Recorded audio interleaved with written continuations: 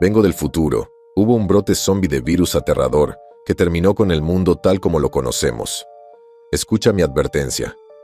Hola, si estás escuchando esto, probablemente estés tan jodido como yo, o en un lugar seguro preguntándote cómo el mundo se vino abajo tan rápido. Sea como sea, tengo tiempo, así que te lo contaré todo. Antes de empezar, me gustaría presentarme. Me llamo Liam. Tengo 23 años. Trabajaba en un puesto de ventas sin futuro. Y era un fanático acérrimo de los zombies. Sí, uno de esos frikis que se pasan horas discutiendo en línea sobre si los zombies lentos o los rápidos serían mejores en un apocalipsis. He visto todas las películas de zombies, leído todos los libros e incluso he escrito fanfiction alguna vez. Creía saber cómo sería si el mundo se fuera al infierno. No lo sabía. No es como en las películas. Ni de lejos.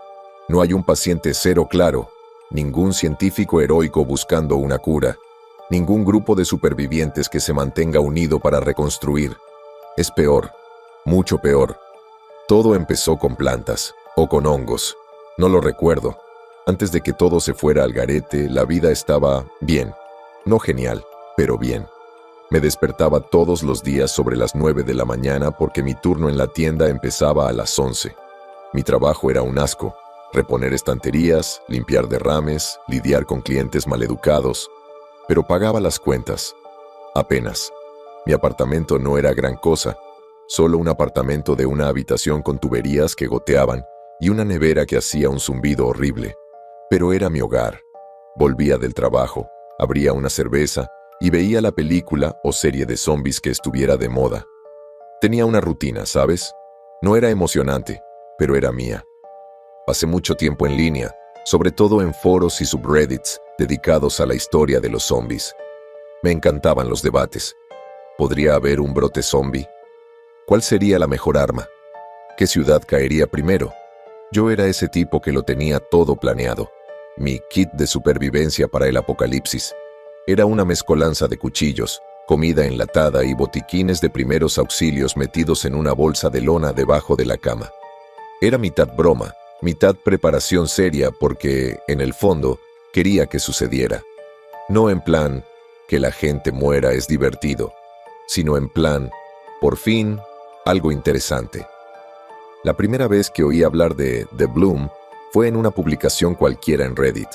Un tipo subió fotos borrosas de unos extraños crecimientos anaranjados que cubrían los árboles de una selva tropical. La publicación no recibió mucha atención. Solo unos pocos comentarios que decían que parecía un caso grave de proliferación de hongos. Unas semanas después, apareció en las noticias. Los científicos estaban desconcertados por la velocidad con la que se propagaba. Dijeron que no se parecía a ningún hongo que hubieran visto antes. Consumía ecosistemas enteros y liberaba esporas que flotaban en el aire como polvo. Recuerdo haber visto un segmento sobre ello durante mi hora de almuerzo en el trabajo. Los presentadores parecían preocupados, pero no presas del pánico. Estaba ocurriendo muy lejos, en algún lugar remoto del mundo, así que, ¿a quién le importaba? Los primeros casos humanos aparecieron aproximadamente un mes después. Fue entonces cuando la situación se volvió extraña. Las noticias mostraron imágenes de personas en pequeñas aldeas cercanas a las zonas del brote, actuando de forma extraña. Al principio se movían con lentitud, luego con repentinos y violentos estallidos de energía. Su piel se veía pálida, casi translúcida, con manchas de color naranja brillante extendiéndose por sus brazos y cuello. Las autoridades lo llamaron una crisis sanitaria localizada y aseguraron a todos que estaba bajo control. Pero en Internet, la gente estaba enloquecida. Los hilos diseccionaban cada fotograma de la grabación, afirmando que era el comienzo de algo grande. Otros se burlaban, diciendo que era solo otro virus sobrevalorado como el SARS o el ébola. Yo era escéptico y un poco emocionado. Este era el tipo de cosas con las que llevaba años obsesionado. Me quedaba despierto hasta tarde leyendo cada artículo, viendo cada video. Incluso bromeaba con mis compañeros de trabajo al respecto. ¿Listos para el apocalipsis zombie?, preguntaba, sonriendo como un idiota. Ponían los ojos en blanco y me decían que volviera al trabajo. Por una vez, mi inútil conocimiento sobre plagas ficticias parecía relevante. Pero con el paso de las semanas, las noticias se volvieron más sombrías. La crisis sanitaria localizada ya no lo era tanto. Empezaron a surgir casos en otros países, lugares alejados del brote original. Pueblos enteros quedaron en silencio. Las imágenes se hicieron más difíciles de ver. Hospitales desbordados, soldados patrullando calles vacías, gente con manchas anaranjadas de hongos cubriendo sus rostros y brazos, gritando y arañando a cualquiera que estuviera cerca. Los presentadores dejaron de sonreír. No lo dijeron directamente, pero se notaba que estaban asustados. Intenté mantener mi rutina. Despertarme, trabajar, hacer cosas en línea y dormir. Pero cada vez era más difícil ignorar la creciente sensación de temor. Los clientes de la tienda empezaron a abastecerse de comida enlatada y agua embotellada. Algunos murmuraban sobre irse de la ciudad antes de que fuera demasiado tarde. Otros se mostraban escépticos, diciendo que todo era publicidad exagerada. No sabía qué pensar. Una parte de mí todavía quería creer que no era real, que no podía pasar aquí. Pero otra parte de mí, la que pasaba horas debatiendo estrategias de supervivencia en línea, empezó a entrar en pánico. Entonces, un día, el pánico se hizo real. Era un viernes por la tarde cuando apareció la primera persona infectada en mi pueblo. Se llamaba señora Dillard, creo. Era una señora mayor muy amable que siempre horneaba galletas para los niños del barrio. Según sus vecinos, llevaba unos días sintiéndose indispuesta, pero nadie le dio mucha importancia. Dijeron que era temporada de gripe, así que no había de qué preocuparse. Pero cuando entró en el supermercado donde trabajaba, fue evidente que algo iba muy mal. Parecía rara, su piel estaba pálida y desigual, sus movimientos eran espasmódicos, pero lo que realmente me impactó fueron sus ojos. Dios, sus ojos estaban vacíos, no como si te estuviera atravesando, sino como si no quedara nada dentro. Se desplomó cerca del pasillo de cereales y se desató el infierno. Mi gerente corrió a ayudarla, pero antes de que pudiera acercarse, ella se abalanzó sobre él y le mordió el brazo. Me quedé paralizada. No fue hasta que empezó a cambiar que me di cuenta de lo mal que estaba. Su piel se partió, zarcillos anaranjados retorciéndose como enredaderas. Ella ya no era humana. Ninguno de nosotros sabía qué hacer. Algunos corrieron, otros intentaron ayudar. Yo me quedé allí parada como una idiota, mirando fijamente. Ese fue el último día normal en mi pueblo.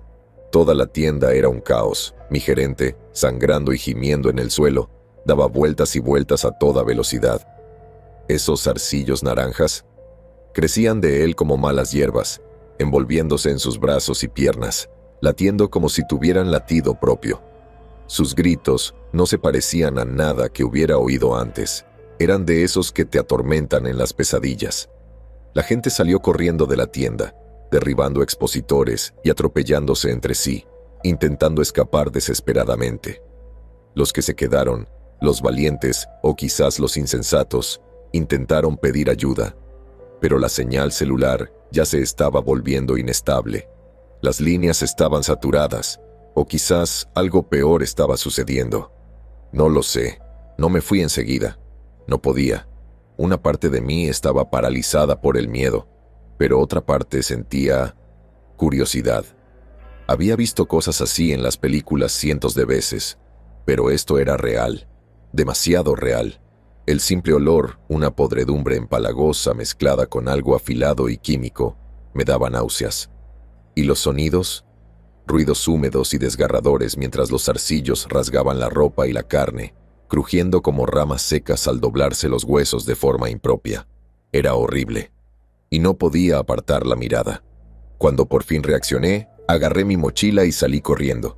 Las calles estaban inquietantemente silenciosas, pero no por mucho tiempo. En un pueblo pequeño, la noticia corre rápido, y no tardó en cundir el pánico.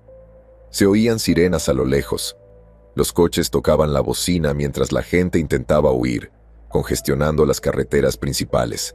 Vi a alguien subiendo a toda su familia a la parte trasera de una camioneta, niños llorando mientras sus padres se gritaban. Otro hombre metía bolsas de la compra en su coche como si fuera su último viaje. Quizás lo era. Fui directo a casa, cerré la puerta con llave y puse las noticias. Las imágenes eran peores que cualquier cosa que hubiera visto en internet. Barrios enteros estaban abarrotados, calles repletas de cadáveres y hongos que brillaban tenuemente en la oscuridad. Mostraban a soldados con trajes de protección incendiando edificios y disparando a cualquiera que se acercara demasiado, infectado o no. Los presentadores repetían las mismas palabras: quédense en casa, no intenten salir, la ayuda está en camino.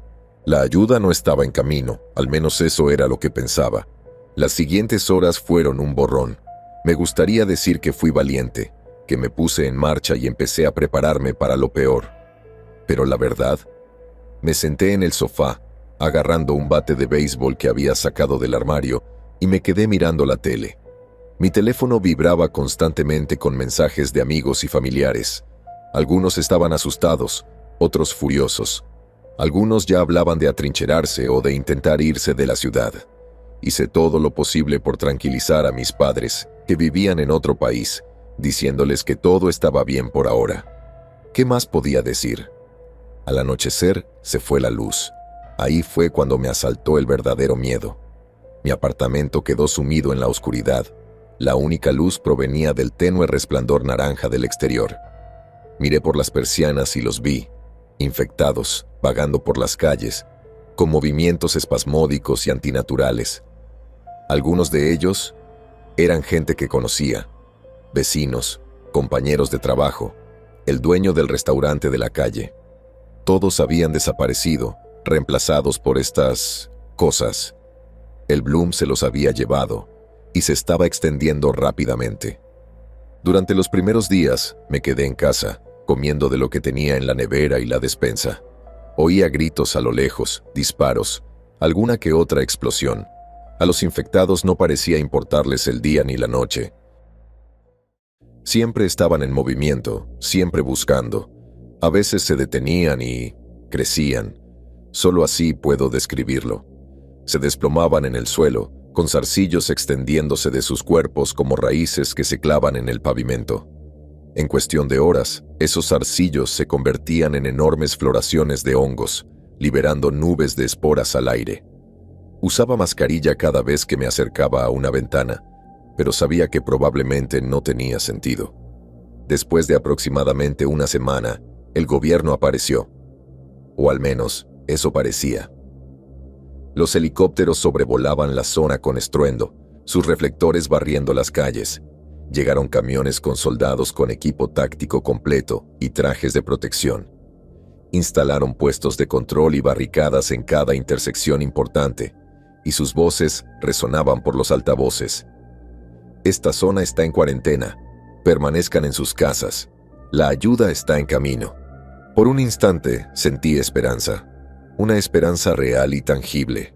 Quizás tenían un plan. Quizás podían detener esto. Pero esa esperanza no duró mucho. Lo primero que hicieron fue expulsar a los infectados. No los capturaron, ni intentaron curarlos. Los mataron. A todos.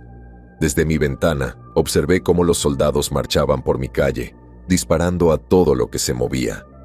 Los infectados no tuvieron ninguna oportunidad.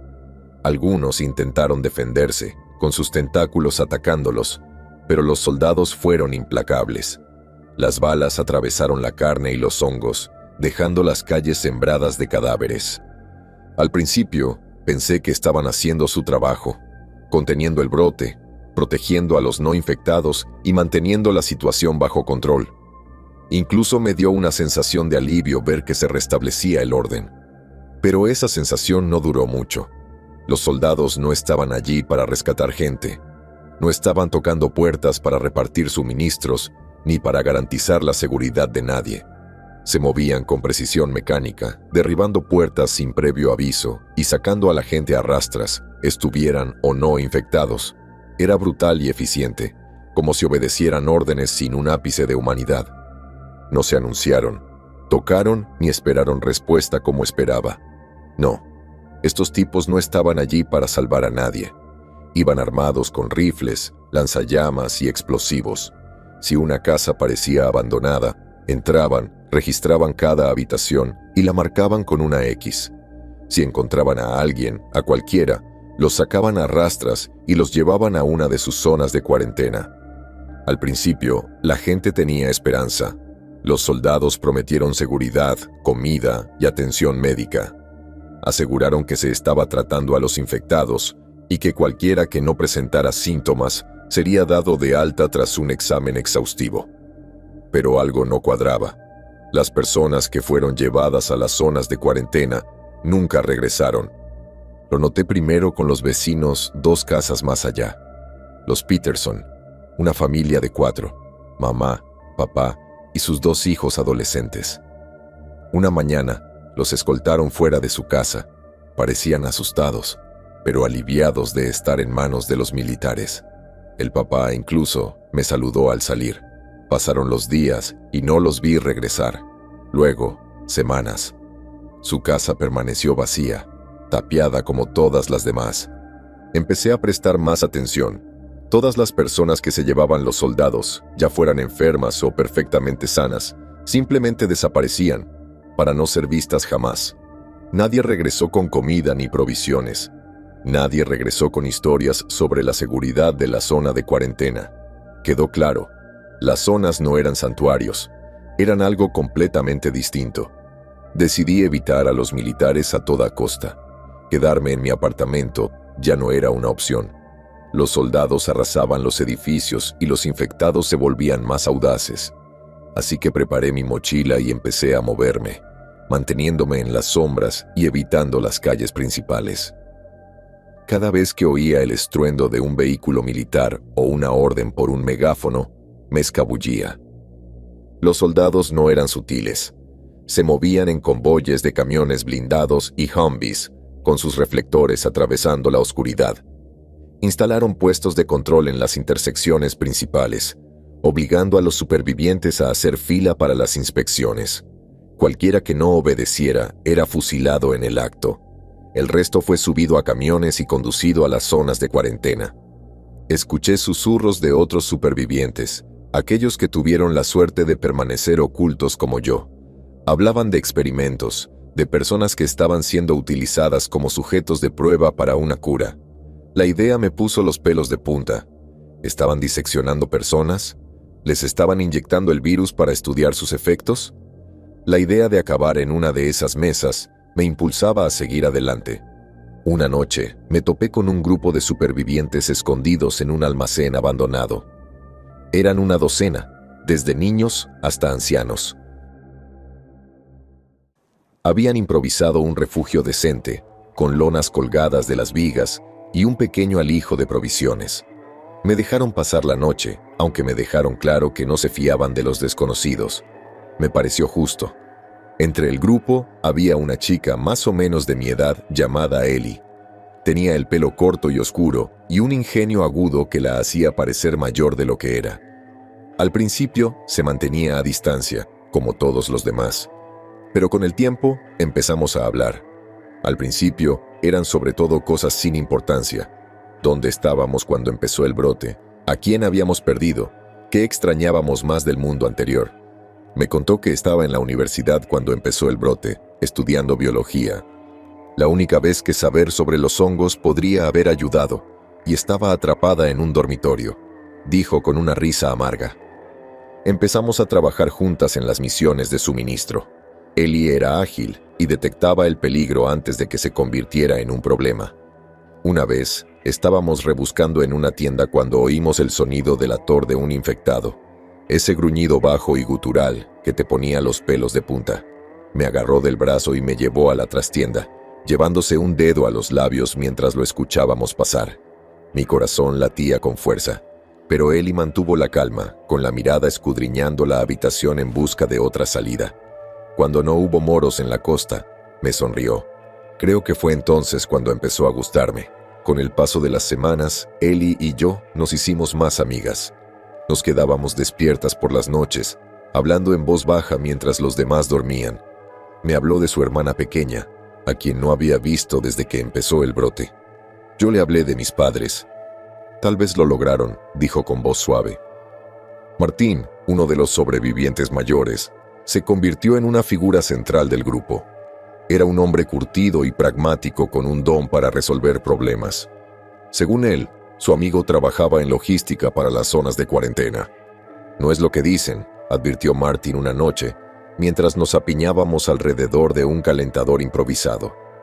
No se atiende ni se cura a la gente. Se les estudia y se les hacen pruebas.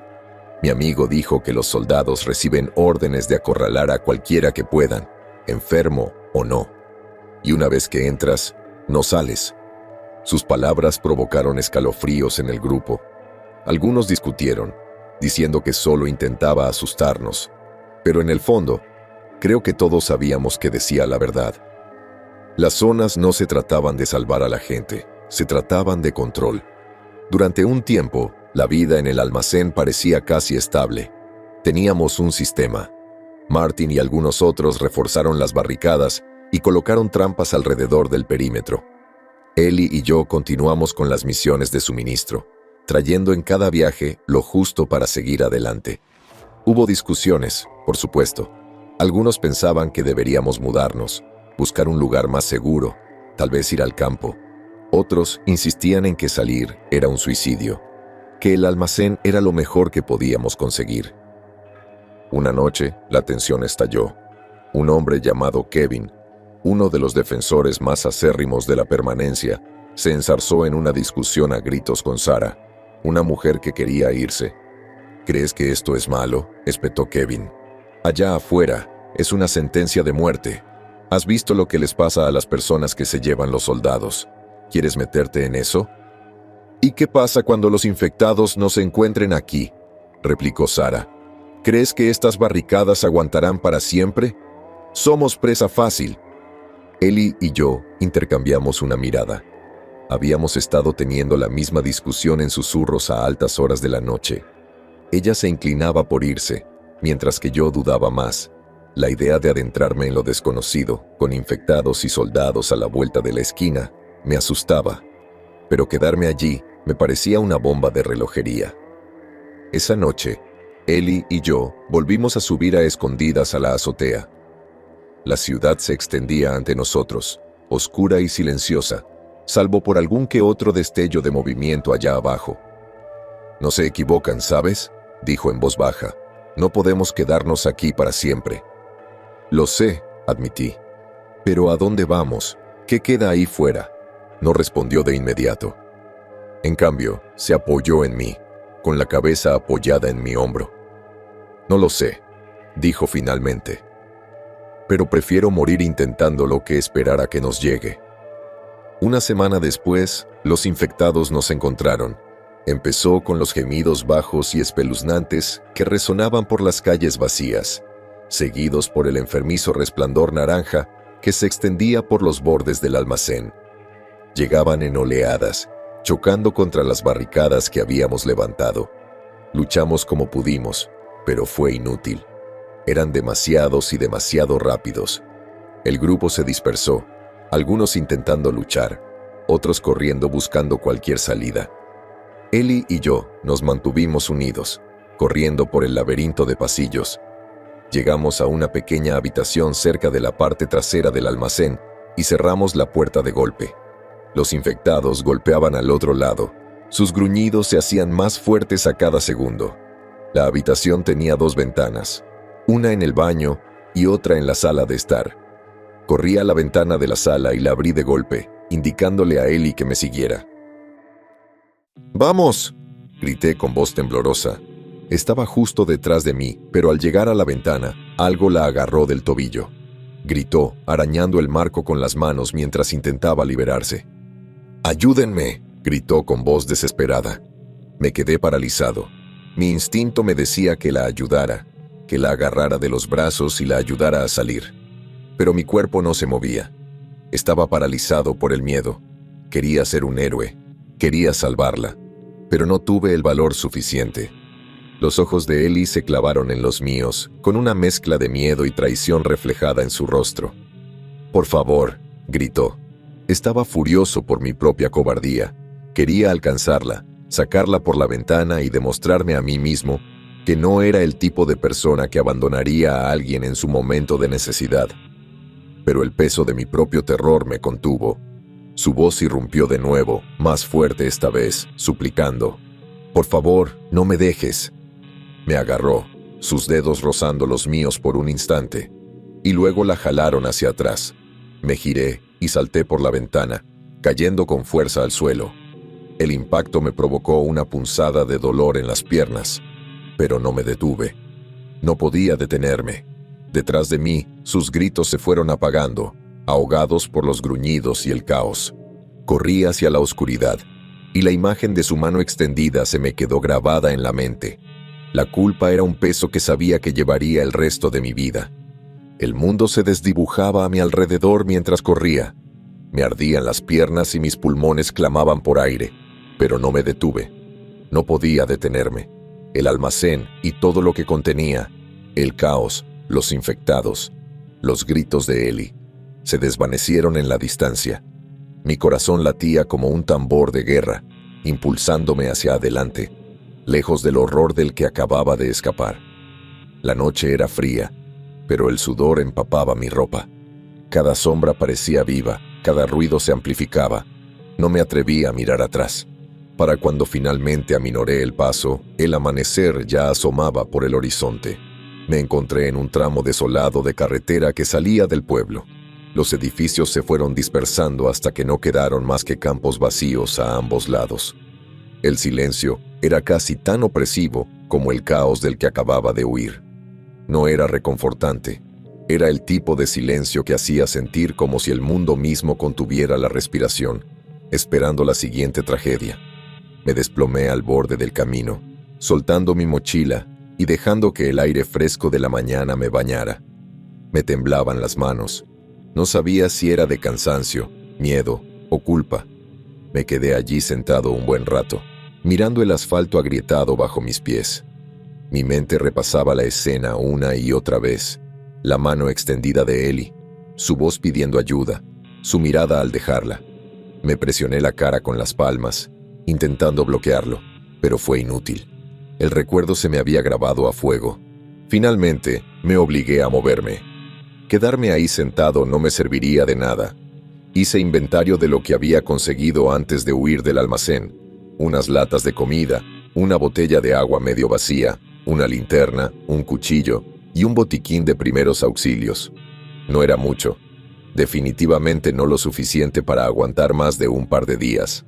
Tenía que seguir adelante. Sabía que las ciudades eran una trampa mortal. Todas las películas de zombies y guías de supervivencia que había leído me lo decían. Demasiada gente significaba demasiados infectados. Puede que fuera más fácil encontrar provisiones en zonas urbanas, pero el riesgo no merecía la pena. Mi mejor opción era quedarme en pueblos pequeños, rebuscando lo que pudiera y pasando desapercibido.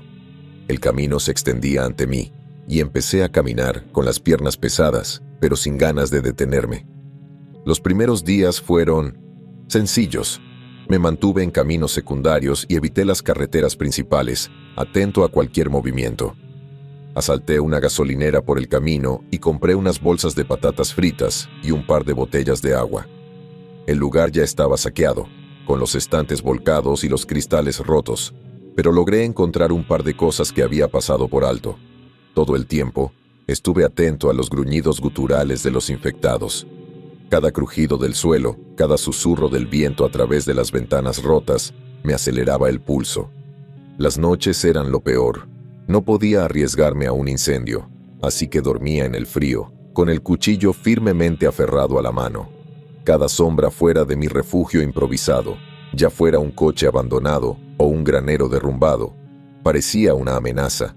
Soñaba con el almacén, con Ellie, con sus gritos. Me despertaba presa del pánico, empapado en sudor, con la culpa como una piedra en el estómago. Tras casi una semana de viaje, me encontré en un lugar que apenas podía llamarse pueblo. Era más bien un conjunto de casas y una sola tienda de conveniencia. El letrero al borde de la carretera estaba desgastado por el tiempo y el clima, dejando el nombre del lugar ilegible. La mayoría de los edificios estaban en diversos estados de deterioro, pero no había rastro de los infectados. Todo estaba tranquilo. Me acerqué con cautela a la tienda, cuchillo en mano. La puerta ya estaba entreabierta, colgando de una bisagra, y el interior era un desastre. Los estantes estaban volcados, y el olor a podrido flotaba en el aire. Aún así, logré encontrar un par de latas de frijoles y una botella de refresco. No era mucho, pero me mantendría con fuerzas. Mientras metía las cosas en mi mochila, no podía quitarme la sensación de que me observaban. ¿Piensas pagar por eso?, dijo una voz detrás de mí. Me giré, con el cuchillo en alto, y me encontré cara a cara con Martin. Parecía más rudo de lo que recordaba, con la barba más larga y el rostro surcado por el cansancio. Sostenía una escopeta, pero no me apuntaba. La apoyaba con indiferencia sobre el hombro, con expresión cautelosa pero no hostil. «Martin», dije, mi voz apenas era más que un susurro. «Me imaginé que eras tú», respondió. «Tienes esa misma mirada de ciervo deslumbrado que tenías en el almacén». Verlo fue como un puñetazo en el estómago. Una parte de mí se sintió aliviada de encontrar a alguien conocido, pero otra parte quería salir corriendo. Martin siempre había sido agudo y observador. Él me vería a través de mí, vería la culpa escrita en mi rostro. «¿Qué haces aquí?», pregunté, bajando el cuchillo pero manteniéndolo en mi mano. «Igual que tú, supongo, buscando provisiones». «Intentando sobrevivir», dijo. Señaló la puerta con su escopeta. «Salgamos de aquí. Este lugar me da escalofríos».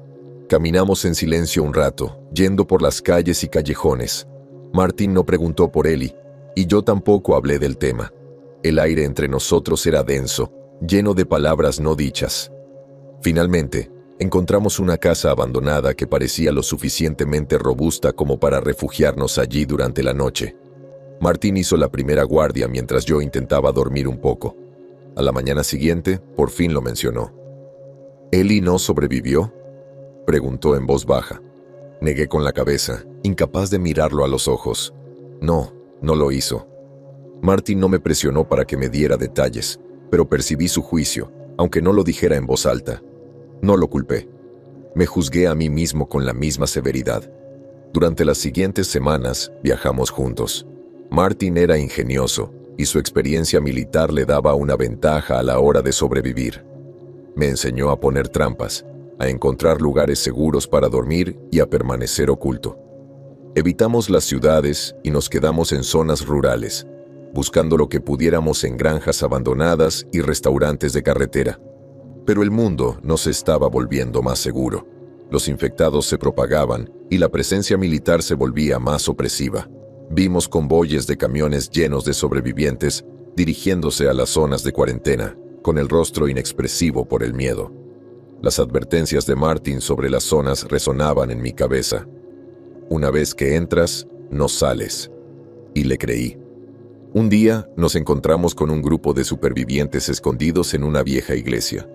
Nos recibieron con cautela, ofreciéndonos un lugar para descansar y compartir una comida.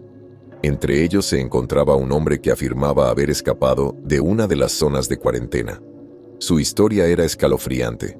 Describió hileras de jaulas, experimentos que implicaban inyectar el virus a personas y soldados que trataban a los supervivientes como ratas de laboratorio. «No intentan salvar a nadie», dijo con voz temblorosa. «Intentan comprender el virus, convertirlo en un arma». La noticia confirmó lo que Martin y yo sospechábamos desde el principio. Las zonas de cuarentena no eran santuarios, sino trampas mortales. La única forma de sobrevivir era mantenerse al margen, seguir en movimiento y evitar a los militares a toda costa. Pero mantenerse fuera de la red conllevaba sus propios desafíos. Los suministros escaseaban y cada encuentro con los infectados era una apuesta arriesgada. La decisión de abandonar la iglesia era inevitable. Martin y yo habíamos pasado incontables noches sentados bajo la tenue luz de nuestras velas, hablando de los crecientes peligros del exterior. Los infectados ya no eran la única amenaza. Los suministros escaseaban y las barricadas que habíamos construido se sentían más frágiles cada día. La iglesia, que una vez fue un faro de esperanza, ahora parecía una tumba a la espera de ser sellada. «No podemos quedarnos aquí para siempre», dijo Martin una noche, con su voz que atravesaba el silencio opresivo. Los infectados se están volviendo más audaces. Es solo cuestión de tiempo antes de que se abran paso. Lo sé, respondí, con la mente llena de posibilidades. Pero ¿a dónde vamos? Salir a pie es una sentencia de muerte, y no tenemos provisiones para llegar lejos a pie. Martin se inclinó hacia adelante, con los codos apoyados en las rodillas. Necesitamos un vehículo, algo que nos lleve lejos de aquí, a un lugar tranquilo, a un lugar donde los infectados aún no hayan llegado. Me reí con amargura. ¿Y dónde está eso exactamente? El mundo entero se ha ido al infierno. Cada pueblo, cada ciudad, todo es igual. No en todas partes, dijo Martin con un dejo de determinación en la voz. Tiene que haber lugares donde los infectados no se hayan propagado, lugares demasiado remotos o aislados, pero nunca llegaremos allí sin ruedas. Bien, digamos que encontramos un vehículo. ¿Por dónde empezamos a buscar? La mayoría de los coches de por aquí están desguazados o inservibles. Los ojos de Martin se encontraron con los míos, con una chispa de determinación encendiéndose en su mirada. El puesto de cuarentena. Lo miré incrédulo. Estás bromeando, ¿verdad? Ese lugar está lleno de soldados. Nos dispararían en cuanto nos vieran si nos acercáramos demasiado. No si somos inteligentes, dijo. Tienen vehículos, suministros, todo lo que necesitamos para salir de aquí. Es arriesgado, sí, pero es nuestra mejor opción. La idea era descabellada, pero también tenía un sentido retorcido. La zona de cuarentena era una fortaleza, fuertemente custodiada y repleta de todo lo que los militares necesitaban para mantener el control. Si lográbamos entrar y tomar lo necesario, tendríamos una oportunidad de sobrevivir. De acuerdo, dije tras una larga pausa. Digamos que lo intentamos. ¿Cómo demonios lo logramos? Somos 2 personas contra todo un puesto de avanzada. Martin se recostó, con los labios apretados. Primero tendremos que explorarlo, descubrir sus rutinas, sus puntos débiles. No vamos a entrar a ciegas. Y una vez que estemos dentro, encontramos un vehículo, lo cargamos con todos los suministros que podemos llevar y salimos rápido. Parecía simple cuando lo dijo, pero yo sabía que no era así. Nada de este plan sería fácil. Los soldados no solo luchaban contra los infectados, sino que luchaban por mantener el control en un mundo sumido en el caos. Si nos atrapaban, estaríamos prácticamente muertos. Necesitaremos una distracción, dije, mientras mi mente ya repasaba las posibilidades. Algo que desvíe su atención mientras avanzamos. Martin asintió. Y tendremos que actuar rápido. En cuanto se den cuenta de lo que hacemos, será una carrera para salir con vida. El peso del plan pesaba sobre nosotros, pero no había vuelta atrás. Quedarnos en la iglesia era una sentencia de muerte, y esto, por loco y peligroso que fuera, parecía nuestra única oportunidad. Comenzaremos mañana, dijo Martin. Al amanecer saldremos a explorar el puesto. Veremos a qué nos enfrentamos. Asentí, con una mezcla de miedo y determinación arremolinándose en mi pecho. Mañana. Esa noche, mientras yacía en el frío y duro suelo de la iglesia, no pude evitar pensar en todo lo que nos había llevado hasta ese punto. El mundo era irreconocible, una pesadilla hecha realidad. Pero por primera vez en mucho tiempo sentí un atisbo de esperanza. Era débil y frágil, pero suficiente para seguir adelante. El primer día se trató de encontrar un lugar seguro. Tras horas de recorrer con cuidado callejones y calles cubiertas de maleza, descubrimos una fábrica abandonada con un segundo piso parcialmente intacto que ofrecía una vista clara del perímetro de la zona de cuarentena. Desde allí, pudimos ver las altas vallas rematadas con alambre de púas, los reflectores que iluminaban la zona con una luz intensa y los soldados patrullando las puertas. Necesitamos descubrir su rutina, susurró Martin. Cada turno, cada rotación de guardia, cada punto débil. Apreté con fuerza mis binoculares. Recuerdo haber pasado horas observando a los soldados moverse, anotando los horarios de las patrullas y la entrada y salida de los camiones de suministros del complejo. Comprendí enseguida que no se trataba de una operación sencilla. La zona de cuarentena era una fortaleza, con defensas férreas. Los soldados trabajaban en equipo, vigilándose constantemente, y las puertas estaban vigiladas las 24 horas. Nuestro primer día de vigilancia fue decepcionante. «Están demasiado organizados», murmuré. «No hay ningún punto débil evidente». «Encontraremos uno», dijo Martin con tranquila determinación. «Solo tenemos que seguir observando». Al día siguiente volvimos a la fábrica al amanecer. Esta vez nos centramos en los soldados. Eran unas 2 docenas, una mezcla de veteranos curtidos y reclutas más jóvenes. Los veteranos se movían con eficiencia, pero, por otro lado, los soldados más jóvenes, aunque disciplinados, a veces bajaban la guardia, fumando en los momentos de tranquilidad o charlando cuando creían que nadie los veía. «Bingo», murmuré en voz baja.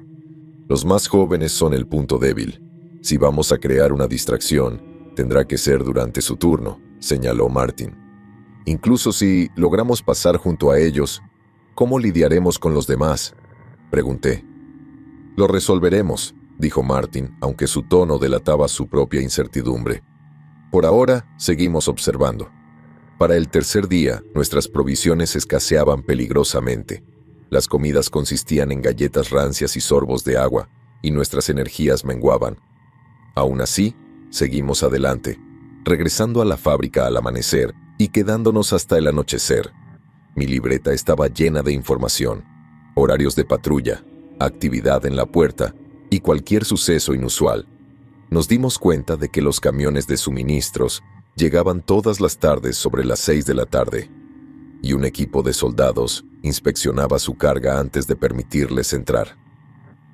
«Esta podría ser nuestra oportunidad», dije escéptico, esperando a Martin. «Tienes razón», asintió con firmeza. El cuarto día nos centramos en las vallas. Las barreras de alambre estaban reforzadas con postes de acero, y el alambre de púas en la parte superior hacía casi imposible escalarlas. Sin embargo, había una sección cerca del límite oeste que parecía menos vigilada.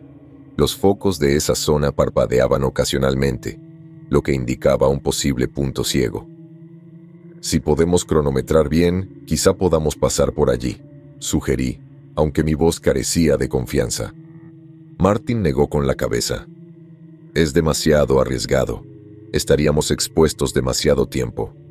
«¿Cuál es la alternativa, entonces?» «No podemos quedarnos aquí sentados y morirnos de hambre mientras esperamos la oportunidad perfecta». Martin me puso una mano en el hombro, agarrándome con firmeza.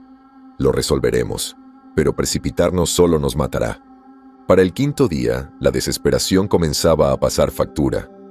Identificamos a los actores clave entre los soldados: la comandante, una mujer sensata que rara vez salía del edificio central; el oficial de suministros, que parecía supervisar las inspecciones de los camiones; y los reclutas más jóvenes, que a menudo trabajaban en los turnos de noche. Pero saber a quién nos enfrentábamos no hacía la tarea menos abrumadora. «Necesitamos una distracción», dijo Martin esa noche mientras nos apiñábamos en la fábrica, en voz baja para no llamar la atención. «Algo lo suficientemente grande como para alejar a la mayoría de los soldados de las puertas». «¿Cómo qué? No tenemos explosivos ni nada de eso». Martín pensó por un momento y luego dijo: «Fuego». «¿Fuego? Si podemos prender fuego a algo cerca del perímetro este, podríamos obligarlos a desviar su atención». «¿Y mientras están distraídos, hacemos nuestro movimiento?», pregunté. «Exactamente», respondió Martín. «El sexto día lo pasamos principalmente reuniendo herramientas para las operaciones. Todo lo que pudimos encontrar funcionó. Esa noche, sentados en la fábrica, el peso de lo que estábamos a punto de hacer me consumía». «¿Y si no funciona?», pregunté, con la voz apenas por encima de un susurro. «Tiene que ser así», respondió Martin. «No tenemos elección». Para el séptimo día ya no quedaba comida. Mi estómago rugía constantemente y los movimientos de Martin se habían vuelto lentos. No podíamos esperar más. Mientras nos preparábamos para salir de la fábrica por lo que podría ser la última vez, tenía miedo. «¿De verdad vamos a hacer esto?», pregunté con voz temblorosa. Martín asintió con expresión sombría. «No tenemos elección». Mientras nos acercábamos silenciosamente a la zona de cuarentena entre las sombras, sentía el corazón latir con fuerza. El plan era simple pero peligroso: prender fuego al cobertizo, aprovechar el caos para escabullirnos por el punto ciego del oeste y llegar al aparcamiento. Pero incluso los planes mejor trazados podían salir fatal. Lo he visto demasiadas veces en las películas. Todo empezó sin contratiempos. Nos deslizamos entre la hierba alta, tal como lo habíamos planeado. El cambio de turno se realizó justo a tiempo, y la distracción funcionó a la perfección. Mientras los soldados se apresuraban hacia el cobertizo, Martin y yo avanzamos, escabulléndonos entre las sombras hacia los vehículos. Una vez que la zona se despejó lo suficiente, Martin corrió hacia los vehículos, mientras yo me dirigía a la pequeña caseta de vigilancia. Las llaves debían estar dentro. Entré corriendo, con el pánico apoderándose de mí. Al ver las llaves, las agarré, pero antes de poder darme la vuelta, oí el chasquido de una pistola detrás de mí. «Las manos donde pueda verlas», me gritó un soldado. Me quedé paralizado, temblando. ¿Era esto? Antes de que pudiera reaccionar, vi a Martin derribar al soldado. Su hacha se clavó en la cabeza del hombre, matándolo al instante. El soldado disparó varios tiros, uno de los cuales me alcanzó en la pierna. Los disparos atrajeron la atención de más soldados. Al darnos cuenta de la gravedad de la situación, Martin y yo corrimos hacia uno de los vehículos. Pero mi herida me frenó. Me dolía muchísimo. Me quedé atrás, y los soldados rápidamente acortaron la distancia, abriendo fuego, impidiendo la huida. Martin respondió al fuego, pero era evidente que nos superaban en armamento y número.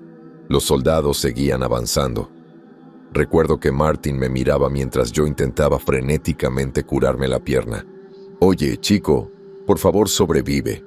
Dicho esto, Martin se dio la vuelta y salió corriendo del vehículo, usando sus últimas municiones para contraatacar. Los soldados lo persiguieron, pero algunos se quedaron atrás, conscientes de mi posición. Subí rápidamente al vehículo y arranqué el motor.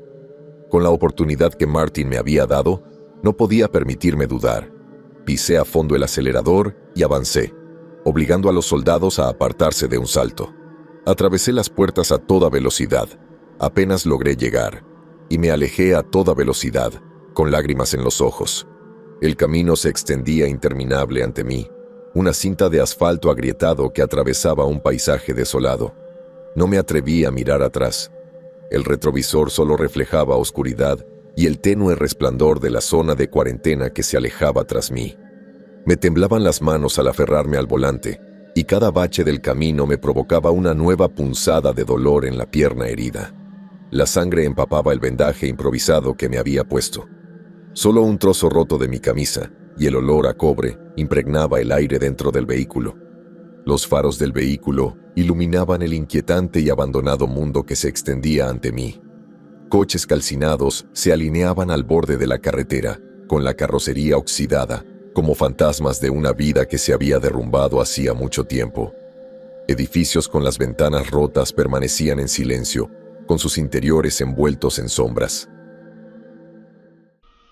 De vez en cuando, veía señales de los infectados, manchas de sangre seca en las paredes, un zapato abandonado en medio de la carretera, o peor aún, el leve arrastrar de figuras en la distancia. Pero no me detuve. No podía detenerme.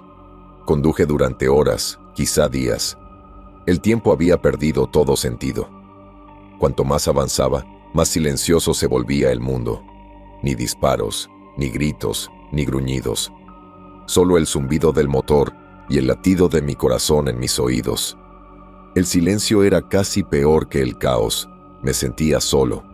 Una vez en el campo, los campos se extendían interminablemente a ambos lados del camino. El horizonte se teñía de tonos dorados y verdes, interrumpido solo por la silueta ocasional de un árbol solitario o una granja destartalada. Era hermoso, en cierto modo. Los suministros que Martin y yo habíamos reunido durante el atraco me habían durado bastante, dándome suficiente comida, agua y combustible para seguir adelante. Pero incluso con las reservas, el peso de la supervivencia me oprimía con fuerza. Sabía que no podía depender de la suerte para siempre. Los infectados podían estar muy lejos de mí, pero siempre parecían encontrar la manera de alcanzarme. Y había otros peligros: bandidos, el hambre, mi propio agotamiento. Al caer la noche, me topé con un enorme campo de trigo. Los tallos dorados se mecían suavemente con la brisa, y sus copas reflejaban la luz que se desvanecía, creando un resplandor casi etéreo. Aparqué el vehículo y entré en el campo, rozando el trigo contra mis brazos al abrirme paso. El crujido de los tallos era extrañamente relajante, y por primera vez en lo que parecía una eternidad, me permití respirar. El campo parecía extenderse infinitamente, un mar dorado bajo el cielo oscuro. Encontré una pequeña elevación cerca del centro del campo. Volví a mi vehículo y lo aparqué allí, dejándolo oculto entre el trigo alto. Las estrellas empezaron a emerger a medida que el cielo se oscurecía, su luz penetrando el vasto vacío. Era hermoso y evocador a la vez. Metí la mano en mi mochila y saqué una barra de comida y un poco de agua. El racionamiento se había vuelto algo natural, pero por una vez comí y bebí con libertad, sabiendo que tenía provisiones para un poco más. Mientras comía, mi mente volvió a Martin, su rostro, su voz, sus últimas palabras. La culpa era un peso constante en mi pecho, más pesado que cualquier cosa que hubiera llevado jamás. Él me había salvado, me había dado la oportunidad de sobrevivir y yo le había pagado marchándome. Aún podía verlo en mi mente, allí de pie mientras los soldados se acercaban, dándome tiempo para escapar. Sobrevive, había dicho, pero sobrevivir se sentía como una victoria vacía. Observé el campo, el trigo doblándose y meciéndose como olas en el océano. A lo lejos, creí ver movimiento, solo un destello, una sombra. Instintivamente, mi mano se dirigió al cuchillo que llevaba a mi costado, la única arma que me quedaba. Pero tras unos instantes de observación, la sombra desapareció y me convencí de que había sido mi imaginación. Aún así, no podía quitarme de encima la inquietud que me invadió. La noche transcurrió lentamente. No me atreví a dormir. El riesgo era demasiado grande. En cambio, me quedé allí sentado, observando las estrellas y escuchando el viento susurrar entre el trigo. Cada sonido me aceleraba el corazón. El lejano ulular de un búho, el crujido del tronco en el que me apoyaba, el leve susurro de algo que se movía por el campo. Apreté el cuchillo con fuerza, listo para defenderme si aparecían los infectados o cualquier otra cosa. Al amanecer, tiñendo el cielo de tonos lavanda y dorado, me puse de pie. La pierna me dolía muchísimo, pero apreté los dientes y seguí adelante. No podía quedarme allí. El campo podría haberme sentido seguro por un momento, pero yo sabía que no era así. Ya ningún lugar era realmente seguro. Me colgué la mochila al hombro y volví a caminar, guiándome por el sol hacia el este. El trigal se extendía kilómetros y kilómetros, y el silencio era casi enloquecedor. Pero mientras caminaba entre los tallos, no podía evitar la sensación de no estar solo. De vez en cuando me detenía a escuchar, intentando oír algo por encima del sonido de mi propia respiración agitada. Pero no había nada, solo el viento y el susurro del trigo. No fue hasta que llegué al límite del campo que me di cuenta de lo equivocado que estaba. Allí, a lo lejos, había una figura. No se arrastraba como los infectados, sino que permanecía inmóvil, observándome. Apreté el cuchillo con más fuerza mientras me paralizaba, con el corazón latiéndome con fuerza en el pecho. «¡Hola!», grité con la voz entrecortada por una mezcla de miedo y esperanza. La figura no se movió al principio, pero luego levantó una mano, un gesto de paz. Al acercarse, vi que era una mujer, con el rostro demacrado y cansado, pero humana. Llevaba un rifle al hombro y una mochila muy parecida a la mía. Cuando estuvo lo suficientemente cerca, se detuvo, manteniendo una distancia prudencial. «¿Estás solo?», preguntó con voz cautelosa. Asentí, demasiado aturdido para decir algo. Me observó un momento, recorriéndome con la mirada de pies a cabeza. «Parece que necesitas ayuda». Quería llorar, desplomarme allí mismo y rogarle ayuda, pero en lugar de eso, asentí de nuevo, obligándome a mantenerme erguida. «Sí», dije, con la voz apenas un susurro. «Sí, podría». Se acercó un poco más, con las manos aún ligeramente levantadas, demostrando que no tenía malas intenciones. «Parece que no has dormido en días», dijo con un tono más suave. «¿Y esa pierna te duele?» «Estoy bien», respondí rápidamente, aunque era una mentira evidente. La pierna me dolía a cada paso, y el cansancio me pesaba como una pesada cadena. «He pasado por cosas peores». Ella levantó una ceja sin creérselo. «¿Cómo te llamas?» «Liam», dije tras una pausa. «¿El tuyo?» «Emma», respondió. Su mirada se dirigió al trigal que había detrás de mí, como si buscara señales de peligro. «¿A dónde vas?» «A cualquier parte menos aquí», admití. «Llevo días conduciendo. Solo intento adelantarme a todo». Emma asintió con complicidad. «Los infectados». «Y los soldados», añadí. Su expresión se ensombreció un poco al oír eso, y supe que entendía perfectamente lo que quería decir. «¿Tienes un vehículo?», preguntó, mirando más allá de mí, hacia el campo. Dudé un momento antes de asentir. «Sí, está escondido ahí atrás». Por primera vez, una pequeña sonrisa se dibujó en la comisura de sus labios. «¡Qué listo! La mayoría de la gente habría aparcado a la intemperie». «No soy como la mayoría de la gente», dije, aunque las palabras me resultaron vacías. Sobrevivir tanto tiempo no me hacía especial, solo tenía suerte. Y la suerte se acaba. Emma cambió de postura, dándole vueltas a algo. Finalmente dijo: «Mira, llevo un tiempo sola. Viajar es más fácil con 2 personas. Y más seguro, además. Si vas a algún sitio, quizás podamos ir juntas». Estudié su rostro, intentando descifrar sus intenciones.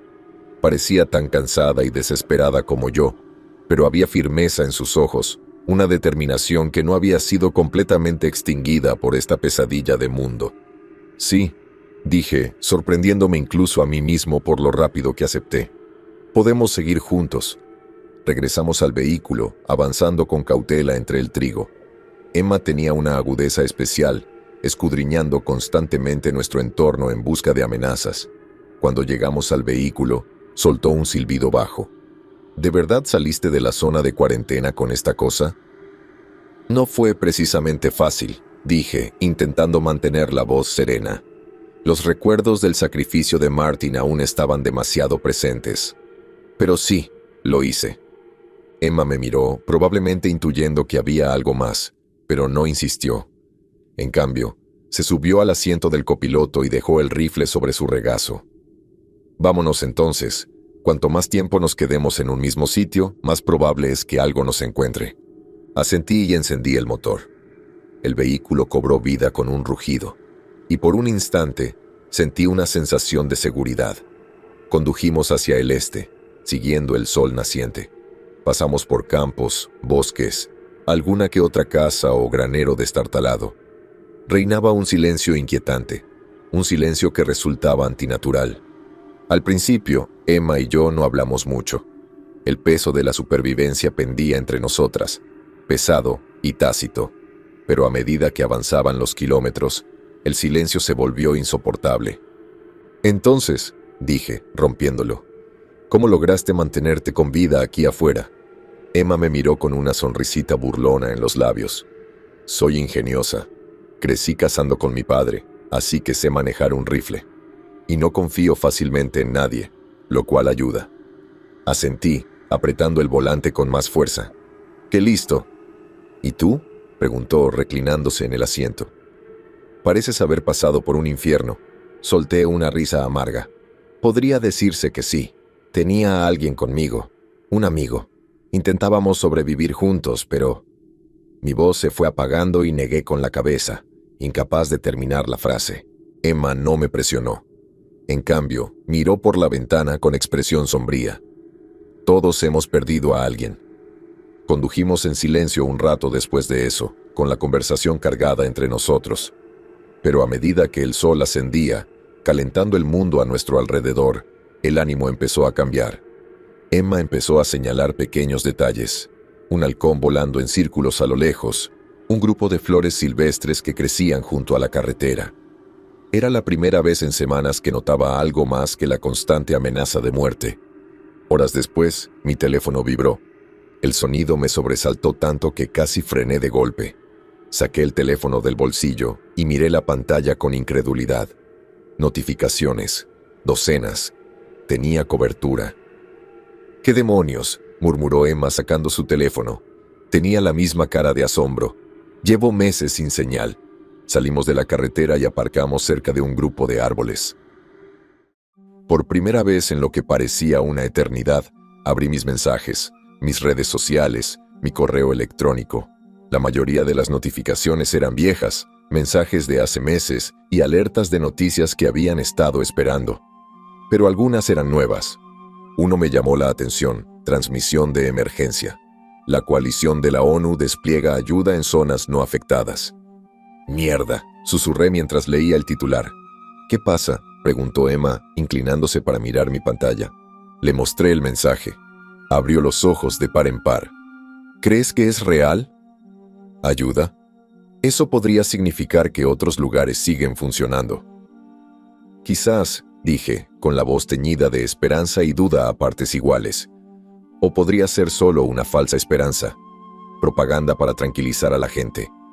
Emma frunció el ceño, pero no discutió.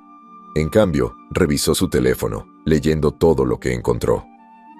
«Dice que algunas zonas de Europa y Asia aún resisten.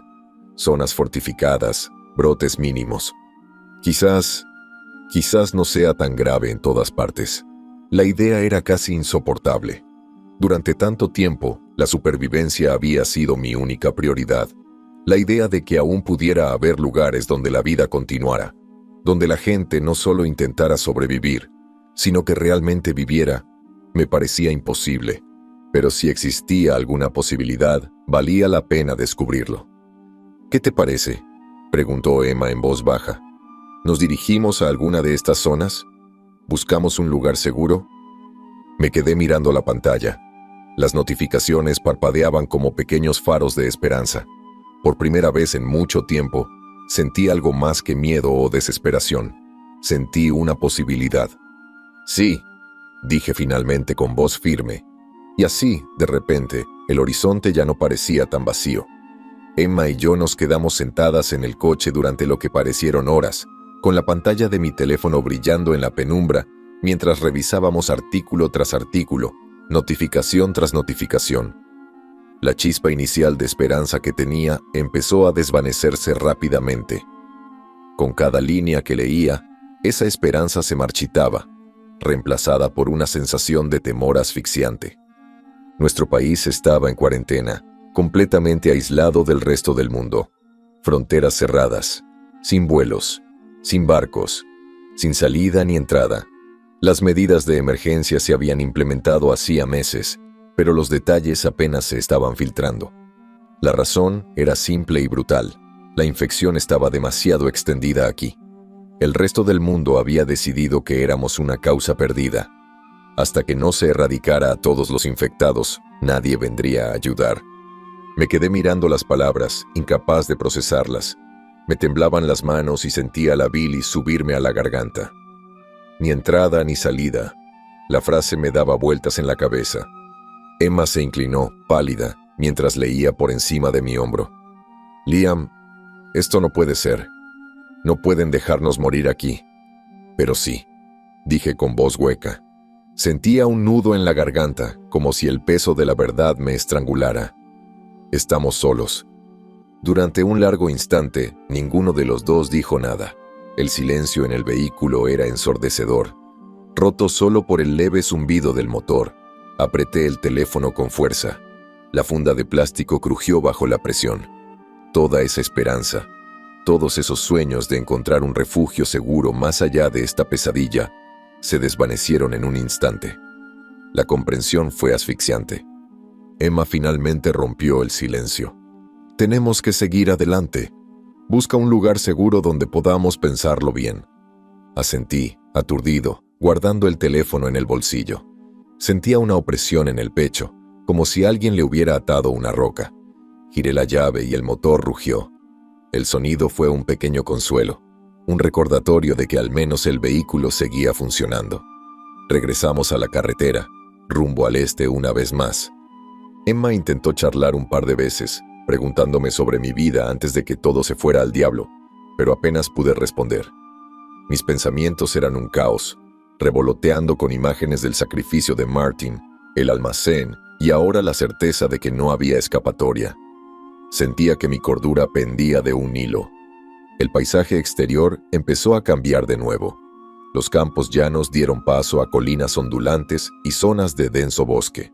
El cielo estaba nublado, cubriendo todo con una luz grisácea y apagada, que solo contribuía a la atmósfera opresiva. De vez en cuando, veía un grupo de vehículos abandonados al borde de la carretera o una granja incendiada a lo lejos, señales de vida extinguida hacía mucho tiempo. La voz de Emma me sacó de mis pensamientos. Deberíamos encontrar un sitio donde parar pronto. Miré el indicador de combustible. Aún teníamos bastante, gracias a las reservas de la zona de cuarentena, pero sabía que no se refería a gasolina, se refería a un refugio, un lugar donde descansar, para reagruparnos, para pensar qué demonios se suponía que debíamos hacer. Sí, dije en voz baja. Mi voz me sonaba extraña, distante y distante. Vigilemos. Nos llevó un par de horas más encontrar un lugar que nos pareciera adecuado. Era un antiguo área de descanso escondido al lado de una carretera olvidada. El edificio era pequeño y desgastado, con la pintura descascarada en las paredes, pero parecía intacto. Y lo más importante, parecía vacío. Aparcamos el vehículo detrás del edificio, ocultos de la carretera, y nos acercamos con cautela. Emma iba delante, con el rifle listo, mientras yo la seguía cojeando con el cuchillo en la mano. Mi pierna seguía hecha un desastre, pero la hemorragia había parado y ya podía moverme un poco mejor. El área de descanso estaba en silencio. Demasiado silencio. Cada crujido del suelo bajo nuestros pies me ponía de los nervios. Emma despejó metódicamente cada habitación, con movimientos precisos y practicados. Era evidente que ya había hecho algo así antes. Para cuando dio el visto bueno, me temblaban tanto las manos que casi se me cae el cuchillo. «Es seguro», dijo, bajando el rifle. «Al menos por ahora». Acampamos dentro, bloqueando las puertas y ventanas lo mejor que pudimos. Subimos los suministros del vehículo y revisamos lo que teníamos: comida, agua, municiones, suministros médicos. Lo suficiente para un tiempo, pero no para siempre. Al ponerse el sol, proyectando largas sombras sobre la habitación, Emma encendió una pequeña linterna que había encontrado en uno de los armarios. La cálida luz llenó el espacio, disipando la oscuridad y haciéndolo un poco menos opresivo. Esa noche nos sentamos uno frente al otro en el suelo, compartiendo una lata de sopa. El silencio entre nosotros era denso, pero no incómodo. Por primera vez en lo que parecía una eternidad, no me sentí completamente solo. «Entonces», dijo Emma rompiendo el silencio, «¿qué hacías antes de todo esto?» Dudé, sin saber si lo recordaba. «Era estudiante», dije finalmente. «En la universidad. Estudiaba ingeniería, pero la dejé». «Oh», respondió ella. «¿Y tú?», pregunté. Su expresión se volvió distante, como si estuviera ocultando algo. «Lo siento si es un tema sensible». Intenté disculparme, pero su voz me interrumpió nuevamente. «No es nada, no me gusta hablar del pasado», añadió. No la culpé. Emma se encogió de hombros, removiendo la sopa con una cuchara. Supongo que quería una vida normal. Qué curioso cómo resultó. A la mañana siguiente, decidimos movernos de nuevo. El área de descanso era segura por ahora, pero estaba demasiado expuesta, demasiado cerca de la carretera. Necesitábamos un lugar más apartado, un lugar donde pudiéramos estar más tranquilos sin tener que estar constantemente vigilando. Empacamos las provisiones y las subimos de nuevo al vehículo. La pierna me protestaba a cada paso, pero apreté los dientes y aguanté el dolor. Emma se ofreció a conducir y no discutí. De todas formas, tenía la mente demasiado nublada para concentrarme en la carretera. Mientras conducíamos, el teléfono de Emma volvió a vibrar. Lo sacó, recorriendo la pantalla con la mirada. «Aún tengo señal», dijo con un deje de sorpresa en la voz. «Apenas, pero ahí está». «Bien», dije, aunque no estaba seguro de si lo decía en serio. La señal me pareció un salvavidas, pero también una broma pesada. ¿De qué servía seguir conectados si el resto del mundo nos había dado por perdidos? Condujimos durante horas, parando de vez en cuando para observar el entorno o estirar las piernas. El paisaje se volvía más agreste a medida que nos alejábamos de la civilización, con densos bosques y colinas rocosas sustituyendo los campos abiertos. Al atardecer, encontramos una pequeña cabaña enclavada en lo profundo del bosque. Era vieja y desgastada, pero parecía robusta. Y lo más importante, estaba aislada. El lugar perfecto para desaparecer un rato. Mientras desempacábamos el vehículo y nos acomodábamos, no podía quitarme de encima la punzante sensación de desesperación que se había arraigado en mi pecho. Por mucho que corriésemos, por muy bien que nos escondiéramos, la verdad era que estábamos atrapados. Ese primer día trabajamos en silencio. Emma fue quien tomó las riendas.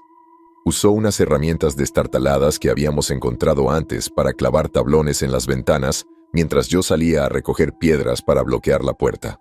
No era exactamente Fort Knox, pero sí suficiente para que nos sintiéramos un poco más seguros. Para el segundo día, la cabaña empezó a parecernos un lugar donde quizás podríamos sobrevivir. Encontré una manta vieja y raída en un armario, y la puse sobre el colchón para que no diera tanto asco.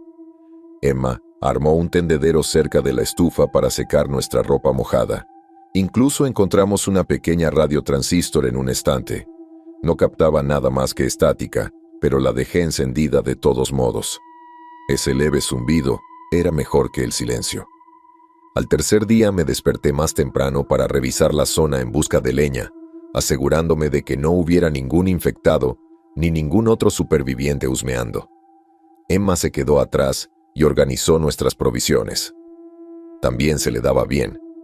La observé apilar latas, organizar los botiquines, hacer que todo encajara a la perfección en ese pequeño rincón de la cabaña. No lo dije en voz alta, pero fue reconfortante. Como si, mientras ella estuviera aquí, todo estuviera en orden. Pero las noches eran las más duras. Me quedaba tumbado en ese colchón húmedo e incómodo, mirando al techo, y mi mente simplemente se desmoronaba. Pensaba en todo lo que había perdido, y entonces, inevitablemente, pensaba en Emma, su risa, su determinación, su optimismo.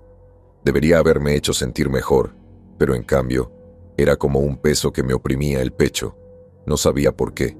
Quizás la envidiaba, o quizás simplemente desconfiaba de ella. Luego llegó el cuarto día. Ese fue el día en que todo cambió. Estábamos recogiendo leña cuando Emma lo vio. Una camioneta vieja, medio escondida bajo un montón de arbustos. La pintura se estaba descascarando, y parecía que hacía tiempo que no la tocaban.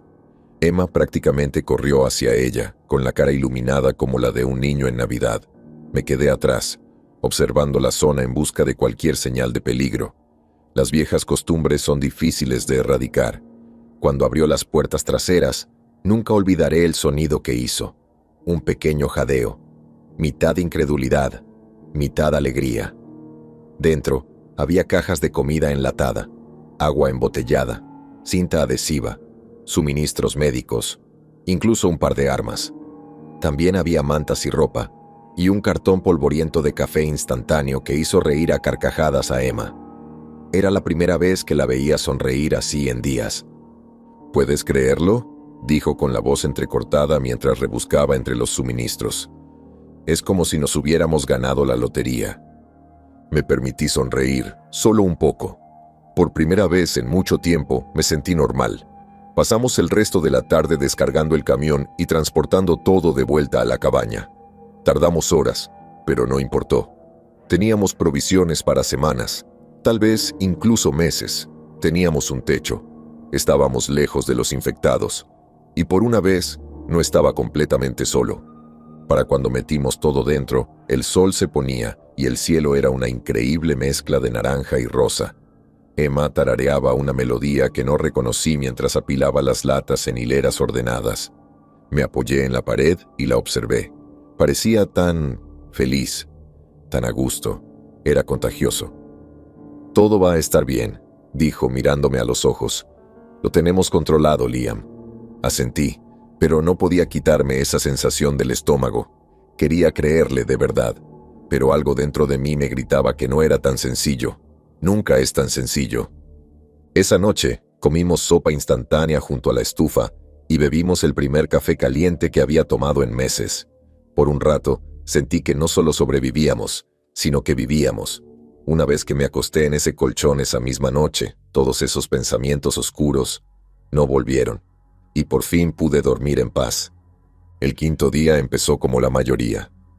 Emma y yo pasamos la mañana revisando nuestras provisiones, una rutina que se había vuelto extrañamente reconfortante. Ella siempre era meticulosa, etiquetando las latas y organizando el botiquín, mientras yo me ocupaba en reforzar las barricadas. La cabaña se sentía más segura que nunca, pero la sensación de inquietud persistía. Me decía a mí misma que era simplemente el mundo en el que vivíamos ahora, pero en el fondo sabía que era más que eso. Pero ese fugaz momento de paz no duró. Esa noche, sentados junto a la estufa, noté algo extraño. Mi teléfono, que había estado vibrando intermitentemente con poca señal, estaba completamente en silencio. Sin notificaciones, sin mensajes, nada. La señal se ha ido, murmuré, levantando el dispositivo. Emma la miró con expresión indescifrable. Ya lo creo, nada es para siempre, ¿verdad? Intentaba disimularlo, pero noté que estaba decepcionada. La señal había sido un salvavidas, un recordatorio de que no estábamos completamente aislados del mundo. Pero ya había pasado por esto antes.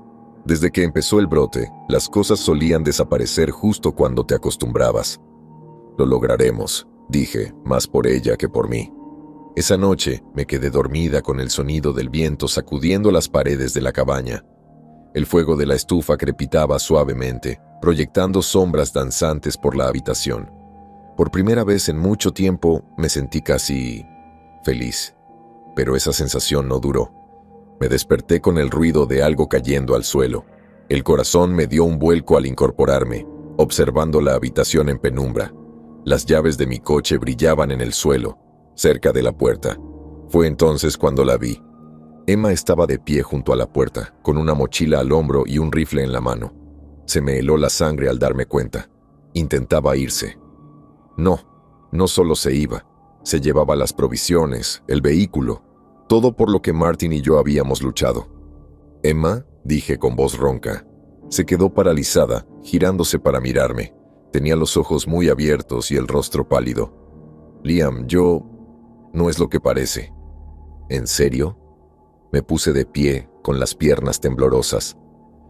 Porque parece que intentas robármelo todo y dejarme aquí para que muera. No es así, insistió con voz temblorosa. Iba a volver, lo juro. ¿Volver? ¿Esperas que me lo crea? Después de todo lo que hemos pasado, dije con dureza. No respondió. En cambio, se giró y abrió la puerta de un tirón. El frío aire de la noche entró en la habitación al salir, pero no iba a soltarla tan fácilmente. Me abalancé sobre ella, la agarré del brazo y la jalé de vuelta a la cabaña. La bolsa cayó al suelo y las provisiones se desparramaron por la habitación. «¡Déjame ir!», gritó mientras forcejeaba contra mí. «¡No te vas!», grité, apretándome más. La pelea fue caótica. Me empujó contra la pared y tropecé, tirando una silla. La agarré de nuevo, esta vez sujetándola contra la mesa. Su mirada era desorbitada, llena de una mezcla de miedo y determinación. Alargó la mano hacia el rifle que llevaba colgado al hombro, pero yo fui más rápido. Lo agarré y le apunté antes de que pudiera reaccionar. «Liam», dijo con voz temblorosa, «baja el arma, por favor. Podemos hablar de esto». La miré fijamente, con las manos temblorosas. Mi mente era un torbellino de emociones. Ira, traición, miedo. Pero sobre todo, un pensamiento resonaba con más fuerza que el resto. Tenía que sobrevivir, a cualquier precio. «Confié en ti», dije, con la voz apenas por encima de un susurro. «¿Y esto es lo que haces?» Tenía miedo», dijo con lágrimas corriendo por su rostro. «Pensé que si podía escapar yo...» «Ahórratelo», espeté, interrumpiéndola. Dio un paso hacia mí, con las manos levantadas en un gesto apaciguador. «Liam, no tienes que hacer esto, por favor». Pero sabía cómo terminaría esto. Había visto suficientes películas, leído suficientes historias. Quienes daban segundas oportunidades siempre lo pagaban al final. No podía permitírmelo, ni ahora ni nunca. Apreté el gatillo con fuerza. Ella lo vio en mis ojos, en el momento en que tomé la decisión. Liam, no. El disparo resonó por la cabina, ensordecedor en el reducido espacio. Emma se desplomó en el suelo, con los ojos abiertos por la sorpresa. La comprensión de lo que había hecho me golpeó como un tren de carga. Retrocedí tambaleándome, soltando el rifle mientras la bilis me subía a la garganta. Me fallaron las rodillas y caí al suelo, contemplando su cuerpo sin vida. La maté. Maté a una persona antes de matar a un infectado. El peso era sofocante. Me arrastré hasta la esquina de la habitación, con la cabeza entre las manos, mientras intentaba procesar lo que acababa de hacer. La sangre de Emma se acumulaba en el suelo, visible contra las tablas de madera. Lo siento, susurré, aunque ya no quedaba nadie para oírme. La cabaña se sentía más fría que nunca. El silencio era ensordecedor, roto solo por mi respiración entrecortada.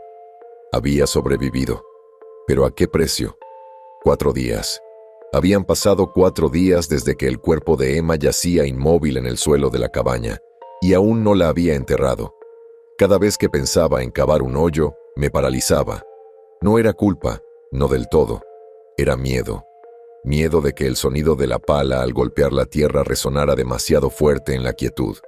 Miedo de que algún infectado o peor aún, alguna persona, la oyera y viniera a por mí. Así que la dejé allí, en la cabaña que habíamos llamado hogar durante esos fugaces días de falsa esperanza. Tomé todo, las provisiones, las armas, las llaves del vehículo, y eché a correr.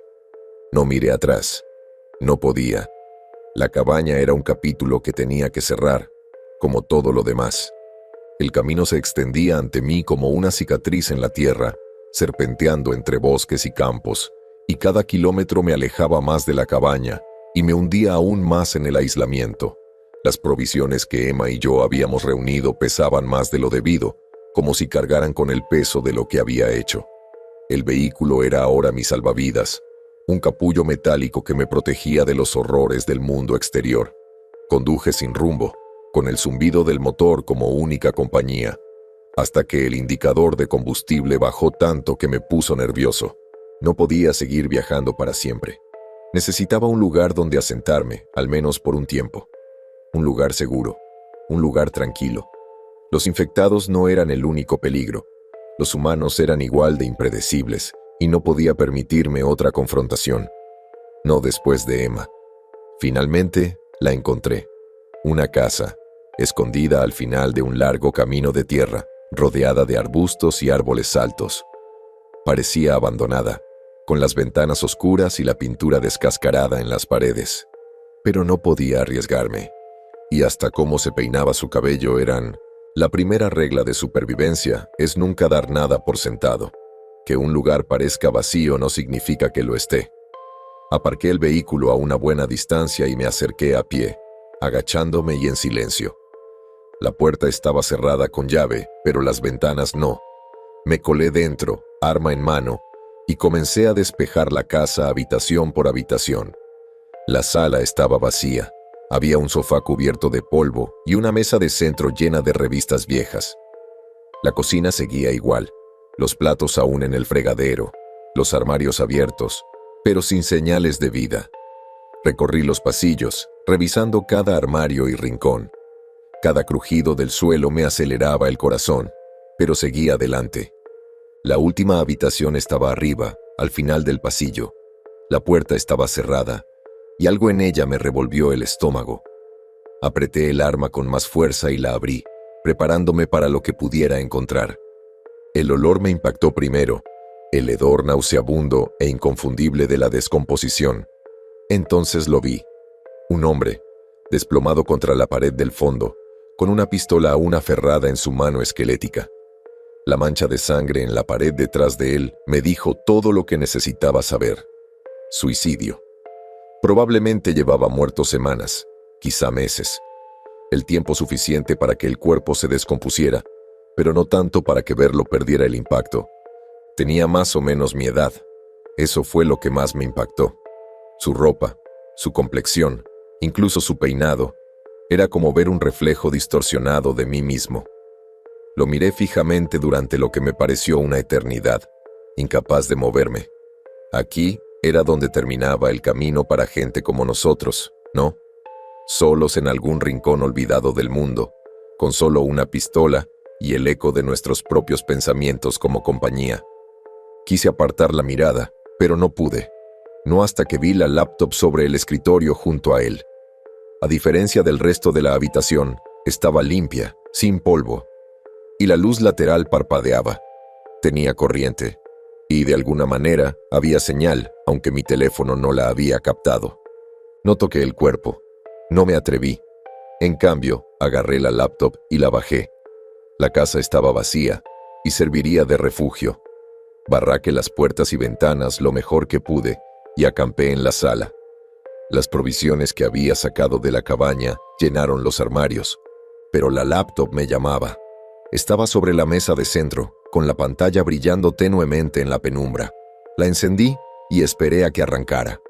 La conexión era débil, pero funcionaba. Lo que encontré fue un documento de texto en blanco, abierto en la pantalla. Un cursor parpadeaba expectante, como si esperara a que escribiera. Pero no tenía nada más que hacer. Solo me quedaba escribir. Así lo hice. Empecé a escribir. ¿A quién? No tenía ni idea. Quizás mi historia pueda ayudar a alguien, ayudarle a aprender de mis errores, o tal vez simplemente me ofrezca la esperanza de conectar con alguien, aunque sea a distancia, sin riesgo de traición ni pérdida. Así que si estás leyendo esto, quizás estés ahí fuera, en algún lugar, luchando tus propias batallas. Quizás tú también estés sobreviviendo, contra todo pronóstico. Este es el único consejo que puedo ofrecerte. Sobrevivir. Cueste lo que cueste. Cueste lo que cueste.